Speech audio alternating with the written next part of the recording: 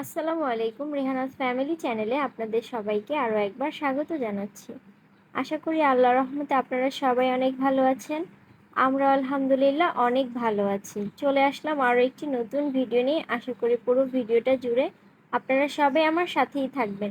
ভিডিওটি না টেনে দেখার জন্য আপনাদের সবাইকে অনুরোধ করছি। এত গরমে তো বেশ কয়েকদিন ধরেই পান্তা ভাত খাচ্ছিলাম, তো আজকে একটু রুটি বানিয়ে খাচ্ছি। আপনাদের সবার সাথে তো আমি সেই কথাটাও শেয়ার করেছি যে অনেক দিন হয়েছে সকালবেলা পান্তা ভাত খাচ্ছি, এর জন্য সকালে নাস্তার কোনো ভিডিও দিচ্ছি না। তো এই যে অনেক দিন হয়ে গেল, যেহেতু কোনো কিছু মানে রুটি পরোটা এগুলো কোনোটাই খাওয়া হচ্ছে না, তাই ভাবলাম যে আজকে একটু সকালবেলা পরোটা আর রুটি বানিয়ে নিই। রুটিটা তো আমার শ্বশুরের জন্য বানাতে হয়, তার জন্য আর আমরা একটু পরোটা বানিয়ে খেয়ে নিব সবাই। পরোটা খেতে তো সবার কাছেই ভালো লাগে, সাথে যদি মাংসের ঝোল বা ডিম পোচ অথবা চা হয় তাহলে তো অনেক বেশি ভালো লাগে। তো গরমের জন্য আসলে যখন রুটি খাওয়া হয় তখন কিন্তু দেখা যায় যে গলাটা অনেক বেশি শুকিয়ে যায়, যে একদম আর কি অনেক বেশি পানি খেতে ইচ্ছা করে। এর জন্যই আসলে এই কয়েকদিন ধরে রুটি খাওয়া হচ্ছে না। আর এত গরমের মধ্যে এই রুটিগুলো না খাওয়াই ভালো, কারণ দেখা যায় যে গলাটা অনেক বেশি শুকিয়ে আসে, অনেক বেশি পরিমাণে পানির পিপাসা লাগে বা শরীর থেকে পানিটা অনেকটাই শুকিয়ে যায় এর জন্য। তো এই যে রুটিগুলো তো বেলে নেওয়া হচ্ছে, এখন এই তো ভেজে নিচ্ছিলাম। এর আগে কিন্তু আমার ননদ হচ্ছে কিছুটা পরিমাণ ভেজে দিয়েছিল। হুমায়রাকে একটু কোলে নিতে হয়েছিল এর জন্য। তো বাকিগুলো এসে এখন এই যে আমি ভেজে নিচ্ছিলাম। এখন তো সকালবেলা অনেক কাজের চাপ। দেখা যায় যে নাস্তাটা বানিয়ে কোনো রকম খেয়ে তারপর হচ্ছে আবার দুপুরে রান্নাটা সকালবেলা একদম তাড়াহুড়োর মধ্যে দিয়ে করে নিতে হয়। না হলে তো একদম অবস্থা খারাপ হয়ে যাবে। বাসাবাড়িতে এখন চুলা জ্বালানোই মানে হচ্ছে আগুনের মধ্যে বসবাস করার মতো অবস্থা। মানে কোনোভাবেই যেন একটু ঠান্ডার ছোঁয়া পাওয়া যাচ্ছে না। চারপাশে এত গরম, ঠান্ডার ছোঁয়া নেই বলতে গেলেই চলে। আমি তো কত ভিডিওতে এটাও দেখেছি যে পাশের বাড়ির ছাদের উপরে অনেকক্ষণ ধরে পানি দেওয়া হচ্ছে। মানে শুধুমাত্র একটু ঠান্ডার ছোঁয়া পাওয়ার জন্য। আপনারা সবাই জানেন যে এই পরিমাণে গরমটা পড়ছে, এটা সম্ভবত আর কোনো বছর এমন হয়নি। আসলে ভীষণ ভয় লাগে এত গরমের মধ্যে দিয়ে কখন কে যে কিভাবে অসুস্থ হয়ে যাবে আল্লাহই ভালো জানেন। তবে আল্লাহর কাছে খুব দোয়া করি আল্লাহ যাতে এই গরমের মধ্যে দিয়ে সবাইকে অনেকটা সুস্থ রাখেন। আমরা তো বাসাবাড়িতে থেকে গরম ভোগ করি, কিন্তু দেখা যায় যে যারা রাস্তাঘাটে আছে তাদের তো আরো বেশি খারাপ অবস্থা। বিশেষ করে আমার তো রিক্শাওয়ালাদের কথা মনে পড়লেই অনেক কষ্ট লাগে। তারা এই যে খোলা আকাশের নিচে কিভাবে যে রিক্সাটা চালিয়ে যায়, বিশেষ করে পায়ের যে রিক্সাগুলো আছে সেগুলো চালাতে কিন্তু অনেক বেশি কষ্ট হয়। তো যখন বাসার থেকে বারান্দা দিয়ে আর কি বাহিরে এগুলো দেখি, তখন ভীষণ খারাপ লাগে যে কিভাবে তারা এগুলো সহ্য করে আছেন। আর এখন তো প্রত্যেকটা মসজিদে তারপরে হচ্ছে খোলা মাঠে যাতে বৃষ্টি হয় সেজন্য কিন্তু দোয়া করা হচ্ছে। আমরাও দোয়া করি আল্লাহ যাতে খুব তাড়াতাড়ি বৃষ্টির ব্যবস্থা করে দেন। এই যে কথা বলতে বলতে কিন্তু আমার নাস্তাটা রেডি হয়ে গিয়েছে। তো পরোটাও নিয়ে এসেছিলাম। সাথে এই যে একটা ডিম ভাজি করে নিয়েছি। আমি অনেকদিন পর এই যে ডিম ভাজি দিয়ে পরোটা খাচ্ছি। সচরাচর আমি এভাবে খাই না। দেখা যায় যে তরকারির ঝোল বা তরকারি দিয়েই খাই। কারণ শুকনো শুকনো খাবার হলে কিন্তু গলা দিয়ে একদমই নামতে চায় না। তো আজকে আর কি একটু মন চাইলো যে পরোটা দিয়ে ডিম ভাজি খাই। তো এর জন্য আর কি এই নাস্তাটা বানিয়ে নিয়েছিলাম। তো খাবারটা শেষ করে নিয়েছিলাম। এর ফাঁকে হচ্ছে ঘরটাও একটু গুছিয়ে নিয়েছিলাম। ধুলাও পরিষ্কার করে নিয়েছিলাম। আর এখন বাহিরে যে প্রচন্ড গরম, এর জন্য কিন্তু বাসায় অনেক ধুলা আসে।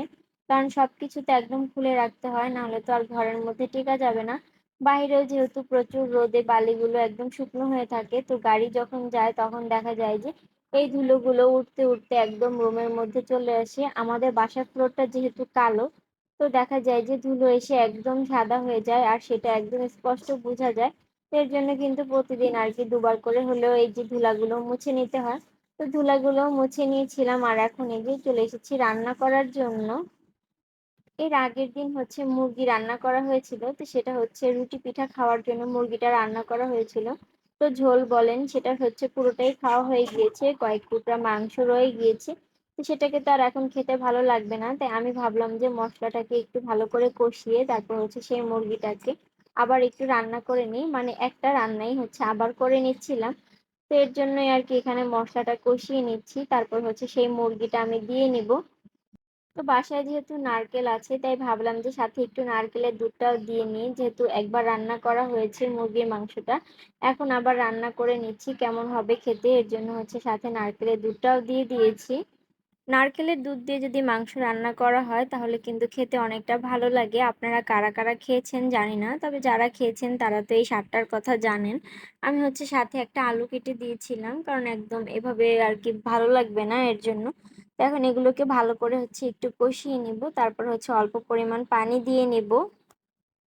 এই মাংসটা যেহেতু একবার রান্না করা হয়েছে, তো এখন আসলে বেশি জাল করার কোনো প্রয়োজন নেই। আলুটা হয়ে গেলেই আমি মূলত নামিয়ে নিব।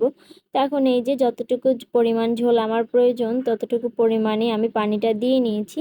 এখন এই যে ঢাকনা দিয়ে বেশ কিছুক্ষণের জন্য রেখে দিব। তো অনেকক্ষণ পরে এই যে এখন আমি জিরার গুঁড়িটা দিয়ে নামিয়ে নিব। জিরার গুঁড়ি দিলে ঘ্রাণটা অনেক ভালো আসে, এর জন্য। আজকে আমাকে কিন্তু একটা একটা করে রান্না করতে হয়েছে। প্রতিদিন যেমন ২ চুলায় রান্না করি, তো আজকে আসলে ২ চুলায় রান্না করার সুযোগ হয়নি। একটা একটা করেই রান্না করে নিচ্ছিলাম। তো এখন এই যে মুরগিটা তো রান্না শেষ হয়ে গিয়েছিল। তো ভাবলাম যে একটু শরবত বানিয়ে খাই। তো এর জন্য এখন আমি শরবতটা বানিয়ে নিচ্ছিলাম। এখন তো শরবত ছাড়া কোনো উপায়ই নেই। মানে দিনের ভিতরে হচ্ছে ১ বার ২ বার তো শরবত খেতেই হবে। না খেলে একদম মানে মনে হয় যেন তৃপ্তি আসে না পানি খেয়ে, এরকমটাই মনে হয়। কারণ সারাদিন তো আমরা অনেকটা পানি খাই। তো পানি খেতে, খেতে মনে হয় যে একটু অন্যরকম কিছু খাই। তখন এই যে শরবত বানিয়ে খেলে কিন্তু অনেক ভালো হয়। যার বাসায় যেটা আছে সে সেটা দিয়েই শরবত বানিয়ে নেন। অনেকে তো এখন এই যে আমের সিজন চলে এসেছে, মানে কাঁচা আমের সিজন, সেটা দিয়েই শরবত বানিয়ে নেয়। আমার কাছেও বেশ ভালো লাগে কাঁচা আমের শরবত। তো এখন পর্যন্ত খাওয়া হয়নি। আর আমি তো আমাদের বাসায় লেবু আছে, এর জন্য ভাবলাম যে একটু লেবুর শরবতটা করে নিই। তো লেবুর শরবতটা যখন বানাচ্ছিলাম আমার একটুও মনে নেই যে এর মধ্যে আর কি ভুষি দিব। তো মনে ছিল না। যাই হোক, যখন অলরেডি অর্ধেক খাওয়া হয়ে গিয়েছে তখন মনে পড়লো কি যেন একটা দেইনি। তখন মনে পড়ে আর কি লাভ আছে কোনো? এর জন্য আর কি খেয়ে নিয়েছিলাম। পর থেকে আর কি মনে করে দিব। মানে এই ভুসি দেওয়ার ব্যাপারটা আমার একদমই মনে থাকে না, ভুলে যাই। মানে এটা যে দিতে হবে এটাই মাথায় আসে না। পুরো রমজান মাস ভরেই কিন্তু এই লেবু শরবতটা বানিয়েছিলাম। আর এই যে এখন আর কি ভুলে যাই ভুসি দেওয়ার কথা। তো আমার শরবতটা কিন্তু বানানো হয়ে গিয়েছে, খেয়ে নিয়েছিলাম। আর এখন এই যে বাকি যে তরকারিটা ছিল সেটা রান্না করব। বাকি তরকারি বলতে এখানে হচ্ছে একটু চিংড়ি মাছ ভুনা করব। এগুলোও কিন্তু বরিশাল থেকে আমার শাশুড়ি মা নিয়ে এসেছেন। নদীর যে চিংড়ি মাছগুলো আছে সেগুলো কিন্তু খেতে অনেক ভালো লাগে। আর এটা যদি দেখা যায় যে নিজের চোখের সামনেই ধরা হয়েছে মাছগুলো, তো সেগুলো খেতে কিন্তু বেশ ভালোই লাগে। তো এর জন্যই আর কি হচ্ছে এই চিংড়ি মাছগুলো আজকে রান্না করে নিব। আর এখানে হচ্ছে আমি আর কি মশলাটা কষিয়ে নিচ্ছিলাম। আজকে কিন্তু এই চিংড়ি মাছ রান্নাতেও নারকেলের দুধটা ব্যবহার করেছি, কারণ নারকেল দিলে দেখা যায় যে সব রকম রান্নাই অনেক মজা হয়। তো এখন এই যে চিংড়ি মাছগুলো দিয়ে দিচ্ছি। অনেকেই দেখলে ভাববেন যে চিংড়ি মাছগুলো একদম পুড়ে গিয়েছে। আসলে এভাবেই মানে ভেজে নিয়েছিলাম, কারণ এভাবেই খেতে সবাই পছন্দ করে, এর জন্য। তো যার যার বাসায় আসলে যেভাবে খেতে পছন্দ করে সেভাবেই রান্না করা উচিত। ভিডিওতে শো করার জন্য কোনো কিছু করে আসলে কোনো লাভ নেই। পরিবারের লোকেরা যেভাবে খেতে পছন্দ করে সেভাবেই মূলত করা উচিত। তো আমার এটা কিন্তু কষানো হয়ে গিয়েছে। আর এখন হচ্ছে আমি বেশ কিছুটা পরিমাণ পানি দিয়ে নিব, যাতে ভালো করে আর কি কষিয়ে একদম হয়ে যায়। প্রতিদিন সকাল সকাল রান্নাটা হয়ে যায়, আর আজকে এই যে অনেকটা পরিমাণ দেরি হয়ে গিয়েছিল। তো আমি যেহেতু ২টা রান্না আলাদা আলাদা করে করেছিলাম, তো আজকে আর তেমন কোনো ভিডিও শুট নিতে পারিনি। এটা হচ্ছে একদম বিকাল বেলা। মানে আমার শাশুড়ি মা গ্রাম থেকে আসার সময় আমার জন্য মানে কি গিফট নিয়ে এসেছে সেটাই আপনাদের সাথে শেয়ার করব। এবার আমারও বাড়িতে যাওয়ার কথা ছিল, কিন্তু যেতে পারিনি। আসলে অনেক দূর জার্নি করে যেতে হবে, এর জন্য। আর হুমায়রা যেহেতু ছোট, এর জন্যই মূলত যাইনি। তো এই যে ড্রেসটা দিয়েছে এটা হচ্ছে আমার চাচা শ্বশুরের বিয়েতে উনি আমাকে দিয়েছিল। জামাটা কিন্তু অনেক সুন্দর ছিল। আর এখন এই যে এগুলোই কিন্তু মার্কেটে খুব বেশি পরিমাণ পাওয়া যায়। তো এই সালোয়ারের কাপড়টাও কিন্তু অনেক বেশি ভালো ছিল, দেখতে একদমই জামার কাপড়ের মতো, মানে অনেক সুন্দর ছিল থ্রি পিসটা।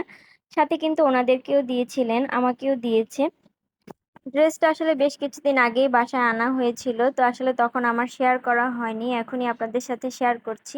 আর এই যে ড্রেসটা আছে এটা হচ্ছে আমার ফুপু শাশুড়ি আমি যাব সেজন্যই আর কি কিনে রেখে দিয়েছিল।